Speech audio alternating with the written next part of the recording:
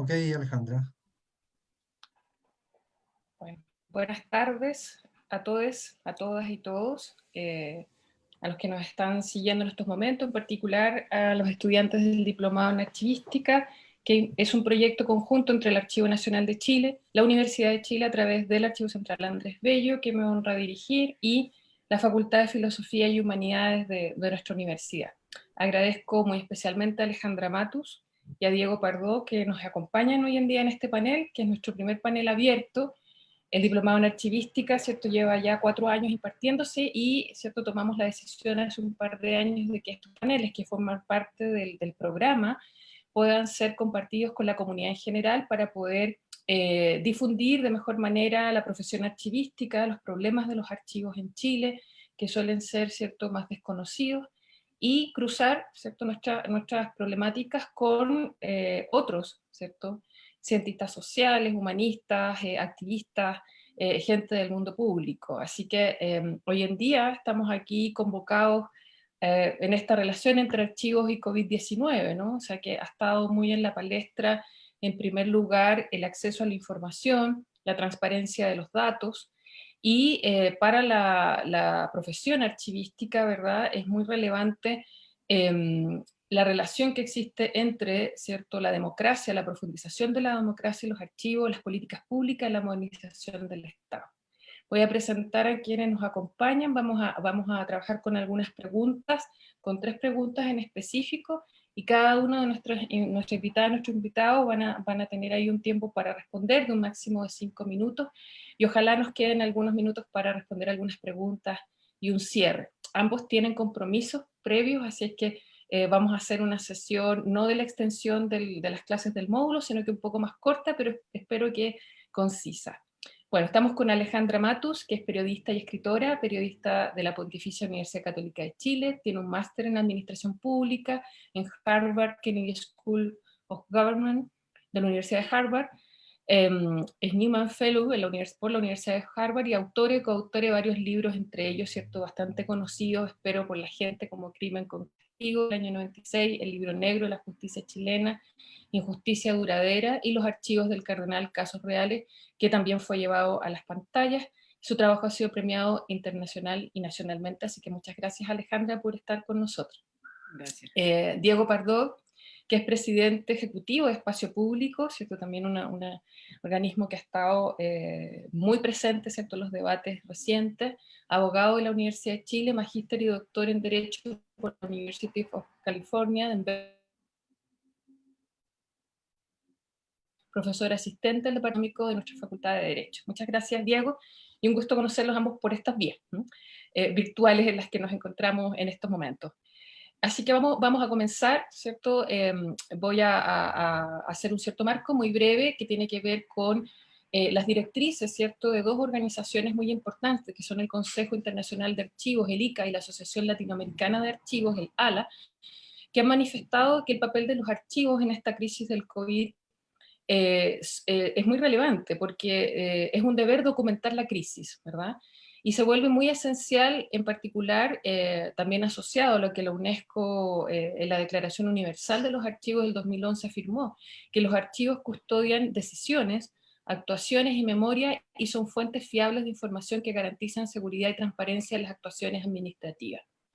A partir de esto, me gustaría partir con la primera pregunta, que es cómo ustedes analizan y evalúan los grados de acceso a la información y la documentación relativa a la pandemia en Chile y otros países. Si pudieran darnos un panorama también desde su perspectiva y quizás comparativamente. Alejandra, por favor. Bueno, en mi experiencia, no solamente con la pandemia, sino que también para buscar un punto de comparación, yo ejercí el periodismo en el estado de la Florida, en Estados Unidos, que tiene supuestamente, por lo menos así se decía en su momento, la mejor ley de transparencia, que se llama la ley SOL, de Sunshine Law. Que efectivamente cuando yo pude usarla fue una maravilla, porque de hecho el desafío periodístico es cómo procesar tanta información. Hice un reportaje en algún momento sobre una denuncia de corrupción en el Departamento de Bomberos, que los departamentos de bomberos son instituciones públicas pagadas por el Estado. Y para responder un par de preguntas me llenaron una habitación con cajas de documentos. En ese tiempo todavía Internet estaba en pañales, pero tuve acceso a todos los correos, hasta los stick fix. Cualquier documento, cualquier cosa que tuviera que ver con ese tema que yo pude hacer, estaba en esa habitación. Y claro, lo más intimidante era que había un funcionario ahí parado al lado mío, mirando que yo tomaba o que no tomaba, pero básicamente con plena libertad y todas las horas que yo quisiera, digamos, dedicarle a esa investigación. En Chile eso nunca he tenido esa experiencia en ninguna época histórica y en ningún tema que he abordado. Y en esto no se diferencia mucho la dictadura, el periodo de dictadura, ni la transición, ni el presente, lamentablemente. En cuanto al acceso de información, me parece que sobre todo el acceso a documentación es muy limitado, y creo que es limitado también porque no está sistematizado. Esto que tú decías hace un rato de pasar de la caja al archivo es muy cierto. O sea, hay información que ni siquiera las instituciones públicas saben que existe, o que la tienen, o dónde la tienen. Y en esto les cuento también cortito otra experiencia de otra investigación que estoy haciendo con archivos de la Casa Nacional de la Infancia, que antes estaba en manos de las monjas y ahora pertenece, digamos, toda esa información pasó al Sename, y con mucha dificultad y tras solicitar muchos permisos, finalmente accedí a información que se mantiene en libros, pero no está sistematizada, y me llegaba a dar pena abrir el libro porque lo abría y se me iba deshaciendo en las manos. Entonces es material que con el tiempo se va a perder con la humedad, con los cambios de casa. Ese material ya se ha cambiado como 3 veces de casa y no sé, digamos, si quedó resguardado después que yo lo dejé de usar. Y me parece que con eso todo, así como que hay mucha memoria que probablemente ya se perdió. ¿Qué pasó con las epidemias anteriores, por ejemplo, que en algún momento está en mi cabeza poder acceder en el siglo XX, digamos, qué registros hubo? En fin, a diferencia de, digamos, de lo que hay acá, digamos que uno puede acceder a documentos históricos, la prensa histórica también está archivada desde siempre, y ahora se ha digitalizado. En cambio, en Chile tenemos archivos digitales desde que comenzó la digitalización hacia adelante. No tenemos en digital ni APSI, ni Análisis, ni el diario La Época, ni todos los medios que desaparecieron. Hay que ir a la biblioteca, en fin. Y por supuesto que en pandemia, además, me parece que ha habido un intento de obstaculizar el acceso a la información, pero voy a tratar más este tema en la segunda pregunta porque está súper ligado a eso. Perfecto, muchas gracias, Alejandra. Bueno, no es muy auspicioso tu balance. Diego, ¿qué opinas tú? Y bueno, primero que nada, gracias por la invitación. Yo quisiera partir como haciendo una diferencia un poco en el lenguaje de la ley de acceso a la información, que es entre transparencia activa y pasiva. Lo que estaba hablando Alejandra es lo que se conoce como transparencia pasiva, cuando tú le pides información a un organismo y ese organismo te lo entrega digamos, a requerimiento tuyo. El caso típico, para seguir con el ejemplo de Alejandra, fue su investigación inicial sobre las muertes en COVID. Se inicia con una solicitud de investigación, ¿cierto, Alejandra? Sí, pero no me lo dieron. Obtuve claro, los datos en forma reservada, pero sí, así partió, sí. Claro. Eso es una parte, digamos, de la perspectiva digamos, y es lo que ella estaba comentando. El problema es que en una situación como la que estamos, en una situación de epidemia, las solicitudes de información en todas partes del mundo demoran. Entonces, cuando tú necesitas estar relativamente encima de la noticia, los deberes de transparencia pasiva no son muy útiles. ¿Sí? O sea, los deberes de transparencia pasiva son para, por ejemplo, la gente que hace periodismo de investigación y se toma el tiempo, digamos, de analizar un caso, contrasta fuentes, pero, digamos, tiene tiempo para hacer un reportaje. La transparencia pasiva es una gran herramienta. Para la fiscalización de decisiones que son inmediatas, de alguna manera, o que van cambiando, lo que uno necesita son deberes de transparencia activa. O sea, esto es que sin pedirle la información, la propia autoridad la tenga disponible. ¿Sí?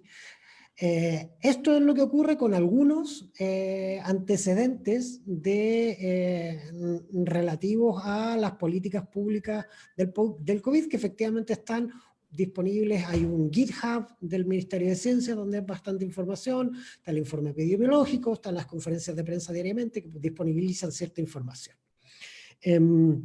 Ahora, mi diagnóstico de los deberes de transparencia activa es que no es muy bueno, y quiero ilustrártelo de la siguiente manera. Te digo al tiro como la comparación internacional, pero si uno toma el plan paso a paso, digamos, el plan paso a paso establece una serie de indicadores, cada uno tiene su umbral. Entonces, ¿cuáles de esos umbrales, cuáles de esos indicadores están disponibles para la sociedad civil para que se realice un cálculo independiente de si se están cumpliendo o no esos umbrales? Entonces, tenemos que, por ejemplo, la ocupación UCI se reporta hasta nivel regional diariamente. Nosotros estamos razonablemente bien, aunque no está disponible a nivel comunal. Como vimos, el paso a paso, al menos en Santiago, se está implementando a nivel comunal, y eso, o sea, se reporta, y el reporte es a nivel regional y nacional diario. El número reproductivo no está disponible en absoluto. El número absoluto de tasa y casos activos, eso sí está disponible a nivel comunal, regional y nacional diariamente. La positividad no está disponible a nivel comunal, solo está disponible a nivel regional. Y después tenemos todos los indicadores de trazabilidad, como porcentaje de casos contactados o porcentaje de casos nuevos que provienen de la red de seguimiento, donde no hay absolutamente nada, ni comunal, ni regional, ni nacional. Entonces, de alguna manera, del plan paso a paso, digamos, no hay una ponderación de esos indicadores, pero cerca de un tercio de ellos no existe información suficiente para evaluar o sea, si los umbrales efectivamente, cómo se están comportando los indicadores, y si los umbrales que el propio plan se fija como meta se están cumpliendo o no. Esto no es así en muchas partes del mundo, por cierto. Nueva Zelanda, Corea y los países que de alguna manera son, Hong Kong, son señalizados como los ejemplos a seguir, pero también dentro de Latinoamérica, por ponerte dos ejemplos, México y Colombia tienen niveles de transparencia activa muchísimo más extensos que los que tiene hoy en día Chile. Muchas gracias. Bueno, de alguna manera nos fuimos ya a la segunda pregunta, que era como preguntarles de qué manera la ley de transparencia creen ustedes que había incidido en poder manejar la información actual sobre la pandemia. Pero me gustaría, a partir de lo que ustedes han comentado, entonces preguntar quizás si esta ley, eso también lo voy a mencionar como para la gente que nos está escuchando. Chile no tiene ley de archivos, ¿no? En el caso que tú mencionas de México o de Colombia, tienen ley de archivos, lo que implica que el manejo, ¿cierto?, de la información y de los documentos del Estado en específico tienen reglas claras de producción, ¿cierto?, de lo que uno llama el ciclo de la vida de los documentos en la archivística, cosa que acá al parecer, ¿cierto?, es un poco discrecional. O sea, cada institución de alguna manera ve cómo lo hace con algunas premisas, y la ley de transparencia, al parecer, o ese es el diagnóstico que nosotros hacemos, impulsa, ¿no?, el que estas instituciones públicas pasen, como lo señaló Alejandra a propósito de una imagen que yo le digo, vamos mucho, que es pasar de la caja al archivo, ¿no?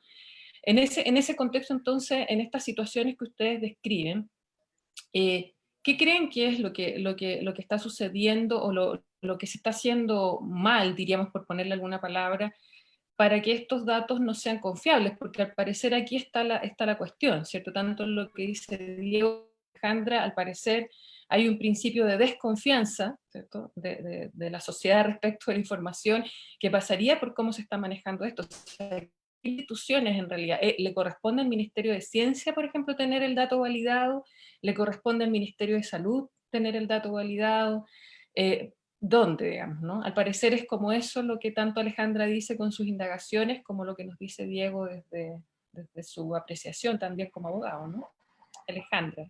Bueno, yo quiero contar mi experiencia con la ley de transparencia, pero para poner un contexto, también tenemos ese problema de que hay decisiones que están segmentadas por distintas instituciones. Se supone que es el Ministerio de Salud el que concentra las decisiones respecto de la pandemia, la Presidencia de la República también. Sin embargo, hay archivos o fuentes de información que no conversan o no conversaban hasta antes de que se pusieran en duda esta información.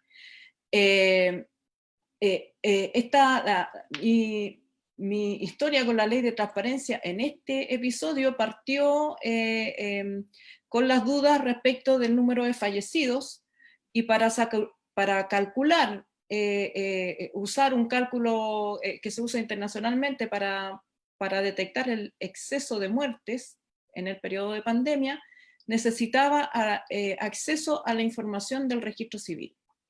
Y cuando fui a buscar esa información me di cuenta que no estaba en línea. Tampoco estaba la información del DEIS, la información del DEIS más cercana era del 2017, y el INE, para qué decir. Entonces, presenté en las 3 instituciones peticiones de transparencia, y aquí sí quiero tratar el tema de la ley de transparencia, porque es cierto lo que dice Diego, que funciona mal como transparencia activa. Yo estos datos en otros países no hay que pedirlos, están ahí, tú los bajas nomás y los analizas. Pero además funciona mal en la transparencia activa también, porque uno entiende las demoras y los plazos que establece la ley cuando tienes que ir a buscar la caja, sacar la caja, buscar el documento. Muchas veces no están bien clasificados, pero esto es información que está en computadores, es información que está a un clic, y que la autoridad además en sus intentos de desmentido también señalaba a conocer. Lo que se impedía era el conocimiento público. Entonces, claro, yo obtuve la información, igual que en los tiempos de dictadura, igual que la transición, igual que siempre, digamos. Para mí la ley de transparencia nunca ha sido, digamos, salvo un par de datos cuando escribí un libro que me demoré un año, y que curiosamente el ejército que me tenía que responder fue una institución bastante eficiente en responder. Me respondió como en 2 o 3 días una petición que hice sobre la pensión de Lucía Iriart, pero fuera de eso nunca me ha funcionado, porque, claro, los plazos que establecen, los 20 días hábiles, que termina siendo un mes, y las excusas que se les permiten, como, no, esto no se lo podemos dar porque generaría el trabajo para muchos empleados, o por un lado o por el otro, siempre me terminan diciendo que no, o la supuesta protección de la privacidad, como se argumentó en el registro civil, no solo para entregarme, cuando me la entregaron en junio, la información que pedí en marzo, una información parcializada, sino también para subir parcialmente la información a la web. Finalmente se terminó subiendo la información a la web como un principio activo, digamos, pero con menos datos de los que se necesitan para hacer análisis suficientes. Por ejemplo, los fallecidos no tienen edad, no tienen género, no tienen otros datos asociados que se pueden publicar manteniendo la privacidad. Y también, digamos, uno ve los principios de discrecionalidad aplicados al máximo, porque esa base de datos, por ejemplo, que se le niega al público en general, se le niegan a los expertos, se le niega a los analistas independientes, se vende a las funerarias. Las funerarias grandes, digamos, pueden comprar la base de datos completa, con nombre, dirección, todos los datos que quieren, se les venden para que, digamos, ellos puedan ir a ofrecer su servicio. Entonces, tampoco es consistente, digamos, esta supuesta protección de la privacidad, y uno ve un uso discrecional, y esto lleva finalmente a la politización de los datos, porque si los datos muestran una cosa, entonces eres de tal, se presume que tú eres de tal idea. Si los datos muestran otra cosa, entonces tal otra cosa.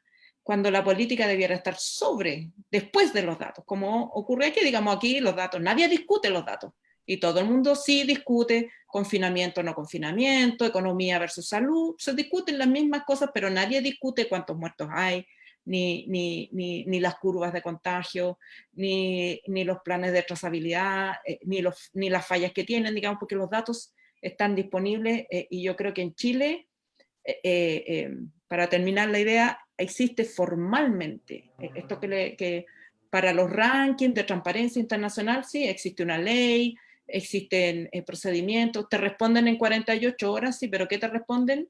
Le vamos a responder otro día. Entonces, eso es Claro. el formalismo y la burocracia pura convertida en nada, digamos, en aire, porque efectivamente no sirve ni para el corto plazo ni para el largo plazo. O sea, para el largo plazo tampoco me va a servir, porque igual me van a decir no, porque esto atenta contra la privacidad, y contra eso no hay, digamos, sí existe el proceso de apelación, Consejo de Transparencia, y digamos, hay instituciones de apelación, pero también son lentes y requieren recursos que las personas individuales, como yo no estoy asociada a un medio, ni los ciudadanos pueden, o sea, no tienen tiempo ni energía para ejercer, digamos. O sea, uno pudiera hacer de esto una batalla para hacer el punto, pero no te va a servir para efectos prácticos de la investigación. Sí, no, gracias Alejandra, súper importante lo que tú señalas, porque en el fondo estaríamos como en presencia de cuando tú dices discrecionalidad de la información, y por otro lado también el mercado de la información, con esto que señalas sobre las funerarias, ¿verdad? Finalmente mina nuevamente la confianza. Tú dices, bueno, a futuro no va a servir. Yo soy historiadora, yo también diría, bueno, tampoco nos va a servir para reconstruir qué está pasando con la pandemia hoy en día, ¿no? Diego, ¿tú estás de acuerdo, estás en desacuerdo? ¿Qué nos quieres aportar al respecto? A ver, déjame, yo voy a tratar de dar un pequeño paso hacia atrás. ¿Y cuál es, de alguna manera, cuál es la gracia de la información pública? Ciertamente permite, digamos, que el Estado haga pública la información, permite que todos los cientistas sociales hagamos nuestro trabajo, pero además de eso, ¿cuál es la función como política que cumple la información? Y que es muy importante, especialmente en momentos de polarización. La gracia de la información es que constituye evidencia, y por lo tanto, digamos, construye, o sea, se refiere al objeto del mensaje, ¿sí? Entonces, cuando tú tienes información que se refiere al objeto del mensaje, es posible que los procesos de polarización se vayan atenuando, porque la conversación se produce respecto de algo concreto, y donde es posible, por ejemplo, hacer críticas constructivas, o, digamos, tener divergencias que se zanjan con evidencia, ¿sí? O sea, la información se transforma en evidencia, y a su vez la evidencia cumple un rol muy importante en el debate público, porque permite atenuar los procesos de polarización, hace que las críticas puedan ser constructivas y hace que los debates puedan zanjarse con evidencia, ¿sí? Digamos, en el ejemplo que estábamos viendo, si estuviera disponible información sobre positividad a nivel comunal, podríamos conversar sobre si las comunas que están ahora en transición, Vitacura, Lo Barnechea, Las Condes, efectivamente cumplieron el umbral de positividad que está en el plan paso a paso o no, digamos. Cuando esa información no está ahí, ¿sí? Que es lo que ocurre, que la conversación se trata de alguna manera en las propiedades que tiene el emisor del mensaje. ¿Confío en la autoridad sanitaria o no confío en la autoridad sanitaria? Se trata de la persona y no del objeto del mensaje. Entonces, la falta de información tiende a polarizar a las audiencias, porque se trata de conversar sobre las características subjetivas del emisor del mensaje y no sobre las características objetivas del mensaje. Y eso en general tiende a polarizar la audiencia. Yo lo que veo es, por así decirlo, cortoplacismo en nuestros gobernantes, que optan por, digamos, tratar de evitar los costos políticos de determinadas decisiones a punta de polarizar la audiencia y esconder información, ¿sí? Y eso genera dos problemas adicionales que son específicos, digamos, para tiempos como estos, como tiempos de pandemia. El primero es que la transparencia, de alguna manera, tiene una doble cara, ¿sí? Por un lado, erosiona la autoridad, ¿sí? Porque pone a la autoridad en tela de juicio, pero por otro, minimiza el costo de cometer errores. La sociedad civil te puede corregir cuando tú calculas mal algo o te basas en una fuente equivocada. En una situación de epidemia, el costo de cometer errores es altísimo. O sea, estás hablando de vidas humanas y de muchas vidas humanas. Entonces, uno tendería a pensar que en una situación de crisis la transparencia es incluso más importante, ¿sí? Yo lo que observo es que el gobierno tiene como la concepción contraria, de que en tiempos de crisis hay que reforzar la autoridad. Y por lo tanto el secretismo es razonable porque de alguna manera refuerza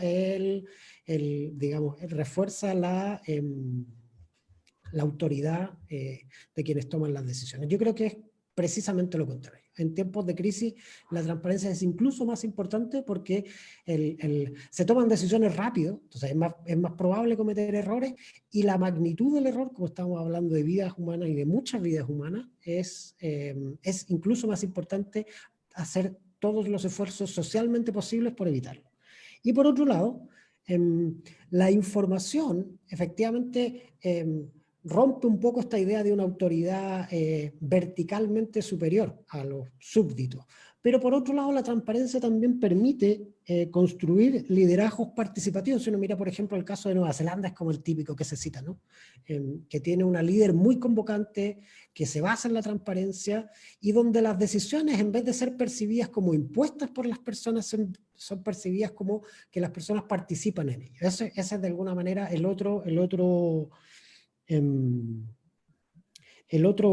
como la otra gran ventaja de la transparencia. Entonces, desde esa perspectiva, yo lo que echaría de menos es que se vean estas ventajas de la transparencia, especialmente en un momento de crisis. La capacidad de evitar errores que genera la transparencia y el control de la sociedad civil. La capacidad para construir liderazgos convocantes y que permiten el cumplimiento espontáneo de las reglas, en vez de que las cosas se transformen digamos, en un liderazgo vertical donde todo se agota de alguna manera en la orden, y que es algo que yo he observado bastante, digamos, en muchos permisos. Si se fijan, hay muchos países del mundo donde el cumplimiento de las cuarentenas descansaba mucho más en el criterio de las personas y mucho menos en un sistema de permisos. Lo que uno observa en la estructura de liderazgo que construyó, que de alguna manera tú satisfaces tu moralidad por el hecho de pedir un permiso. Entonces, si cumples el trámite, eso agota, digamos, tu responsabilidad.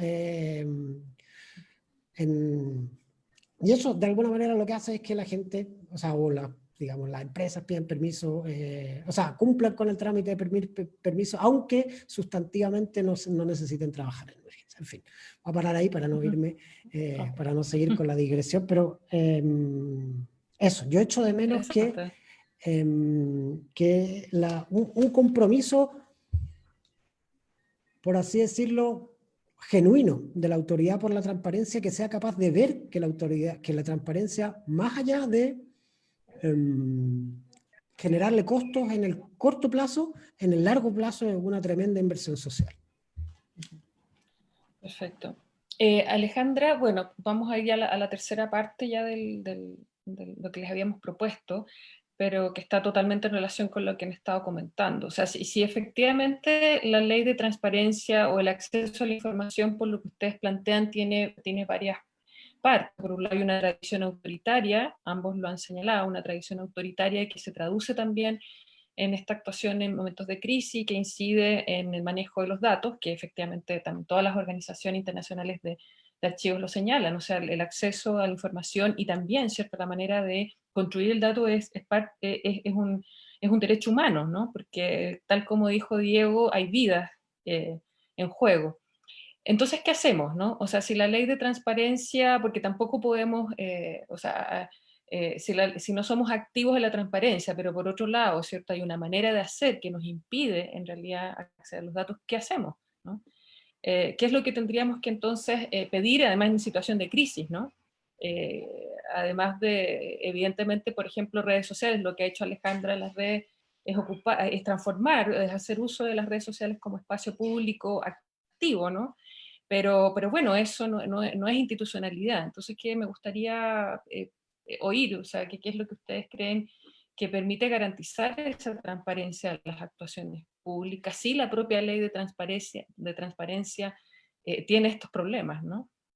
Bueno, yo creo que como otras demandas relativas al acceso a la información, como la libertad de expresión, el pluralismo en los medios de comunicación, son demandas más bien frías que a la gente le cuesta levantar como banderas. Son, digamos, demandas de alguna manera anti, ¿cómo diríamos? Que no muchas personas están dispuestas, digamos, a levantar porque son como demandas de baja intensidad, ¿cierto? Frente a otras urgentes como comer, como los ingresos, aunque influyen e inciden en la segunda, digamos, van siempre rezagadas como demandas colectivas, aunque sí notamos su deficiencia cuando lo enfrentamos, por ejemplo, en el manejo de la pandemia. A mí me parece que, y por otro lado, las quejas individuales o las presentaciones individuales también, digamos, se pierden en los pronunciamientos y la apelación y listo, y puede que alguien gane un caso, pero digamos el efecto, no tiene efecto tampoco de jurisprudencia ni de cambio en las instituciones, esas decisiones. Yo creo que habría que aprovechar este momento, que es un momento donde el tema, a contrario de otros periodos históricos, donde el tema sí ha estado presente, más que nunca, diría yo, incluyendo y asociado también a la falta de pluralismo en los medios de comunicación, a la falta de representación de las mayorías en Chile. Se podría no sé, crear como una especie de colectivo por la transparencia, porque también, tal como tú dices, es un derecho, no es una concesión. No es una concesión del Estado. Los gobiernos no son dueños de la información. Pero claro, nadie los va a sacar de esa posición a menos que sientan una presión efectiva o suficiente como para cambiar el rumbo. Yo creo que la presión, por ejemplo, respecto, o la duda que se planteó respecto del número de fallecidos, redundó en que finalmente el registro civil publicó parte de la información, pero quedó ahí, digamos, fue como un impulso fallido. Y también me parece que, no sé, no conozco ese mundo, pero me da la impresión de que también es dispar la institucionalidad interna de cada repartición estatal respecto de su tratamiento de los datos. Hay instituciones que tienen, los tienen digitalizados y de manera muy asequible y tienen gente dedicada a responder, por ejemplo, peticiones de transparencia y otros donde no. Entonces, incluso para el gobierno sería súper bueno que hiciera una actualización de qué tiene quién para que esas fuentes de información pudieran conversar en la pandemia. O sea, a mí me parece que inicialmente no había mucho vínculo entre el registro civil y el DEIS, y que después, digamos, de alguna manera se solucionó sobre la marcha, pero me parece que todavía no completamente. Y hay mucha otra información, el EpiVigila y todo, digamos, de ahí ya todo lo demás empieza, todavía es peor, y todo lo demás es peor. Entonces, no sé si, digamos, incorporar a otros actores internos, no sé, por la misma NEF asociaciones de funcionarios públicos por la transparencia también sería importante como aliados en esta cruzada, digamos, donde todavía las quejas y los reclamos no han sido suficientes para cambiar los criterios. Sí, es súper importante. Quizá en el barroco se habla de las pasiones frías, ¿no? O sea, de aquellos que no eran, digamos, ni tan vendedores, ni tan, como dijo Diego, que no reditúa, ¿cierto?, necesariamente políticamente, pero que son sustantivos, ¿no? O sea, por eso la demanda de una ley de archivos, que efectivamente un gremio que aún es poco visible, quizás, esperamos que el panel lo haga más visible, que son los archiveros de Chile, que tienen variadas organizaciones, ¿no? Puedan tener los apoyos, ¿no?, para conseguir la ley de archivos. El Archivo Nacional ha liderado esto, pero por ejemplo, con lo que tú dices, Alejandra, en la modernización del Estado, al parecer no se sopesa, ¿cierto?, de manera suficiente la relación que existe entre una ley general de archivos, ¿verdad?, y la modernización del Estado, porque justamente no conversan, al parecer, las instituciones. Pero Diego, tú ¿qué nos dices desde tu ámbito, ¿no? Que en general, bueno, el ámbito del derecho y los abogados son los que han generado las leyes. Entonces, ¿qué hacemos?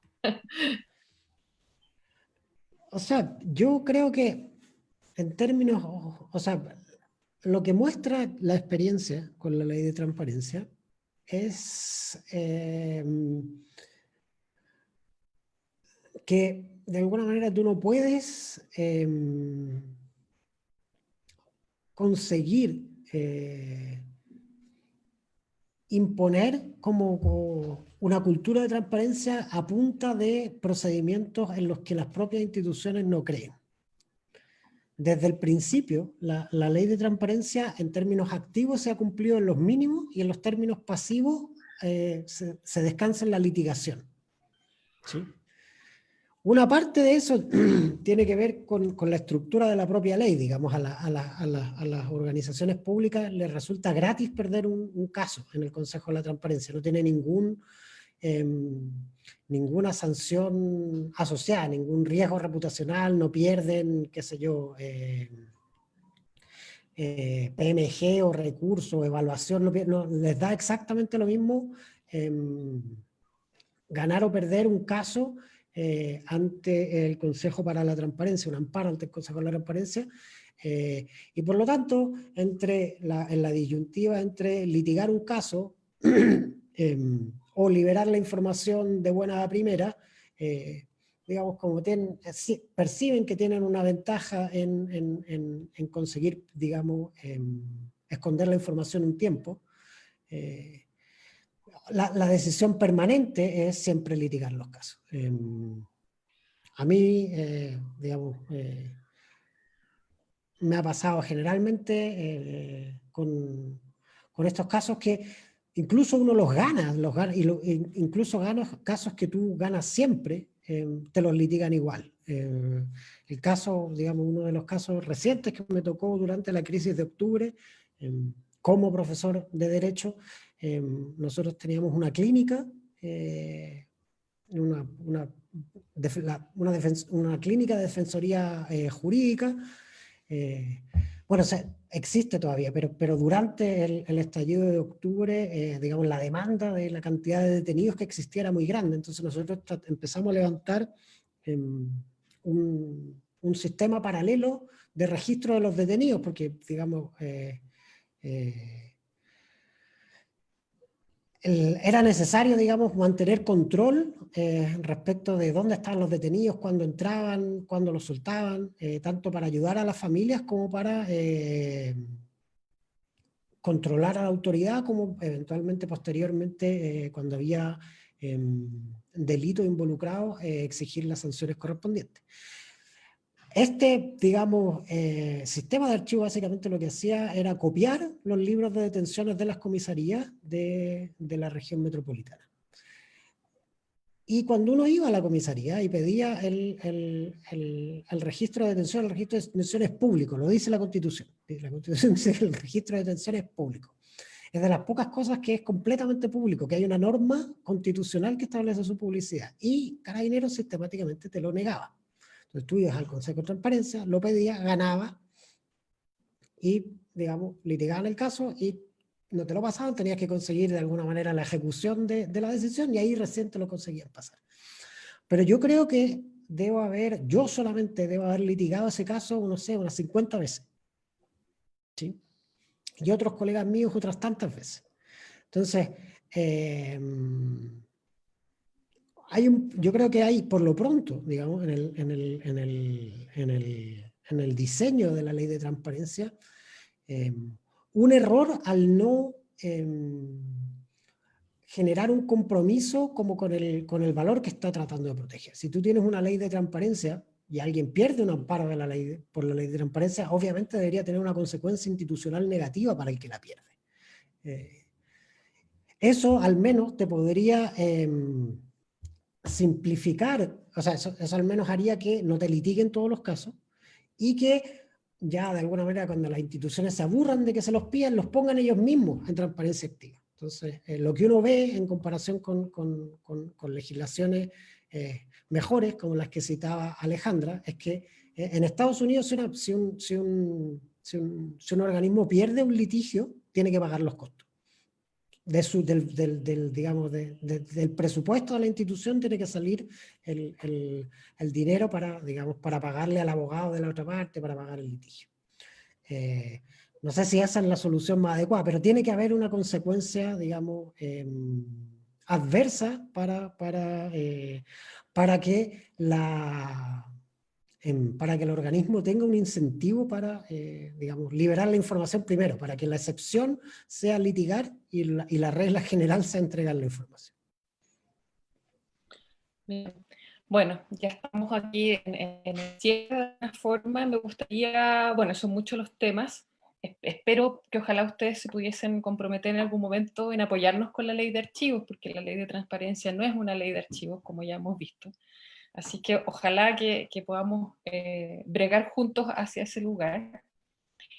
Me gustaría, bueno, volviendo al COVID, ¿no? Sabemos que la mesa social no tiene actas, por ejemplo, no tiene actas de trabajo y al parecer tampoco, eso evidentemente es contraproducente con lo que estábamos hablando sobre la confianza, ¿cierto?, pública, y por otro lado, con cómo vamos a manejar esta crisis. ¿Qué es lo que ustedes sugieren al respecto? O cómo podría, desde dónde, ¿cierto?, vamos a trabajar para poder, ¿cierto?, superar de alguna manera esta situación entre el autoritarismo y la desconfianza, si esta mesa, ¿cierto?, la que se ha convocado y que de alguna manera está haciendo el contrapeso respecto de esta manera de manejar los datos, tampoco tiene, ¿cierto?, trazabilidad de sus propios datos. Me gustaría un poco que cerráramos con esto y una reflexión de parte de usted, Alejandra. Yo creo que como en muchas otras cosas que han pasado en la pandemia, y acudiendo a la creatividad del pueblo chileno, hay que llevar registros paralelos, como en los tiempos de la dictadura, que la vicaría llevaba registros de los detenidos, de los casos de desaparecidos, y construyó un archivo fundamental, que en ese minuto no tuvo respuesta en la justicia, pero después fue clave para que cuando estuvieron las condiciones esa justicia se aplicara. Y además es la memoria, además constituye la memoria de ese periodo, y lo hemos visto, por ejemplo, en el Museo de la Memoria, las cartas de los niños, todo eso, mucho material que está en el Museo de la Memoria se guardó en la Vicaría de la Solidaridad. Entonces yo creo que también hay que hacer procesos activos desde la sociedad civil hacia el registro de la memoria de este periodo, porque se va a perder, como tú dices. Si el gobierno no hace actas oficiales, bueno, que alguien haga un acta extraoficial y lo guarde, y lleve, digamos, ese registro, que hay, digamos,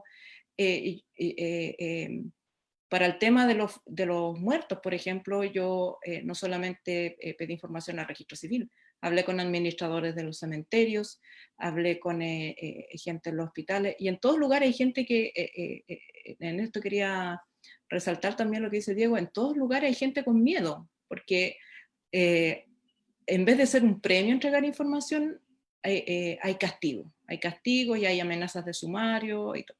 Pero a pesar de todo eso, igual es posible levantar información. Y yo creo que se puede levantar información fría,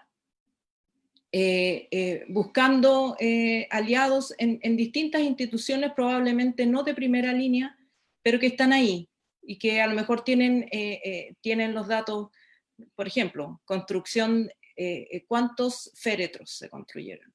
Eso no es una información que sale del registro civil, pero es indicativa de la memoria, los testimonios de la gente. Yo lamento mucho que los medios no estén haciendo eso, pero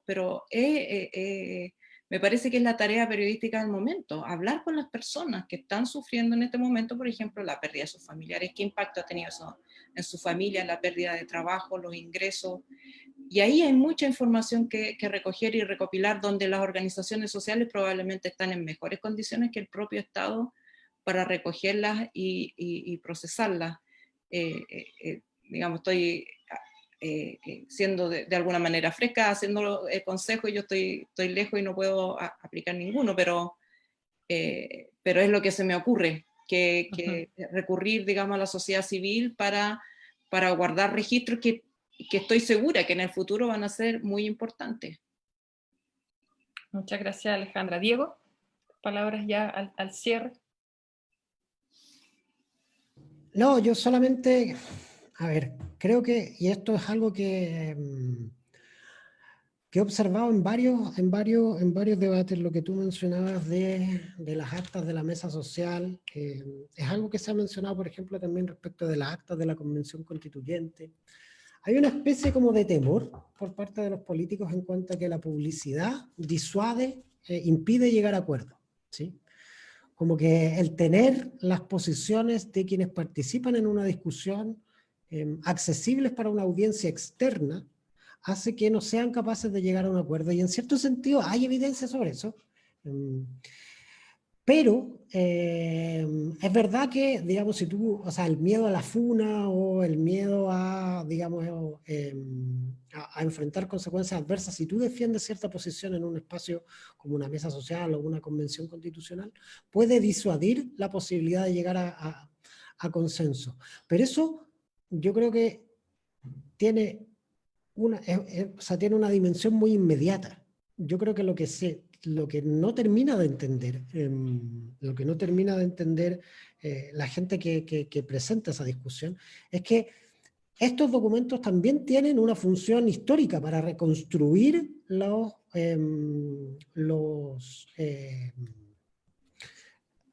procesos de toma de decisiones y para reconstruir la historia institucional. Por eso, digamos, las actas de la mesa social, que es el ejemplo que tú puedes hacer, bueno, uno puede sobrevivir con el hecho, a mí me parece pésimo que no tengan las actas y que por último no se pongan a disposición con un rezago, digamos, porque si tienen miedo de que se genere esa polarización, puedes darle un rezago. Pero lo que ya encuentro inaudito es que pensaban, por ejemplo, tener una convención constitucional sin acta. Eso es algo que digamos, no, o sea, todos los procesos constitucionales del mundo tienen actas. Incluso el proceso constitucional de Pinochet tenía actas, digamos que son las actas de la Comisión Ortúzar. Claro. Un organismo lo menos democrático que hay y todo, pero por último hay una constancia de qué cosas conversaban, cuáles eran las fuentes materiales de sus discusiones, en fin. Yo creo que por eso, o sea, solo termino porque creo que eso también ilustra la diferencia entre transparencia y archivo, ¿sí? La finalidad de los documentos respecto de la historia institucional es mucho más larga que lo inmediato. Y yo creo que ahí eso es algo que no termina de entender nuestra comunidad. Bueno, esa sí que es una demanda poco alimentaria, como dice Alejandra, digamos, pero es muy importante. Y yo espero que al menos bueno, las actas de la mesa social yo creo que es un caso perdido, pero al menos en cosas como la convención constituyente, recapacite nuestra comunidad y se dé cuenta que ese tipo de cosas son muy importantes para, digamos, el proceso que viene después de lo meramente coyuntural. Y agradecerles Fantástico. mucho la invitación y pedirles disculpas porque me tengo que ir antes y todas esas cosas. Sí, no, pero ya estamos cerrando. Sabíamos que ambos tenían compromisos. Creo que ha estado redondo. Muchísimas gracias. Además nos dejan caminos trazados, ¿verdad? Como les vuelvo a insistir que los vamos a convocar para esta lucha poco alimentaria que es la ley de archivos, pero que es necesaria. Y Con mi voto. perfecto, hecho, porque estamos grabando, así que Sí, esto sí queda en acta. en acta. Y por otro lado, claro, una ciudadanía activa, ¿verdad? Es fundamental, y por supuesto volver a lo que señala Diego también, bueno, y tú también, Alejandra, lo dijiste, si estos son derechos fundamentales, evidentemente que en una discusión constituyente debe estar, ¿no? Y tenemos que estar. Así que muchas gracias a ambos. Ahí a la distancia, Alejandra, un abrazo. Muchas gracias por todo tu trabajo y cuenta con nosotros, con la universidad, con el diplomado para lo que se requiera. Diego también, por supuesto, totalmente invitado y convocado. Y muchas gracias por darse este momento para compartir con nosotros sus reflexiones. Y gracias a toda la gente que se contactó, que fue muchísima más. Así que tan fría no es esta pasión. Ah, qué bueno, qué bueno. Así es. Gracias, que esté Lo muy vamos a bien. entibiar. Muchas Eso. gracias a todos. Gracias, Diego. Nos vemos en otra ocasión. Nos vemos en otra ocasión y Chao, nos bueno, y vemos. sí, sí, nos vemos. Bueno, y sí decir que nuestras condolencias a ese número frío que se nos dio hoy de 99 personas fallecidas, ¿no? Nuestras condolencias a su familia. Que estén muy bien. Gracias. Chao.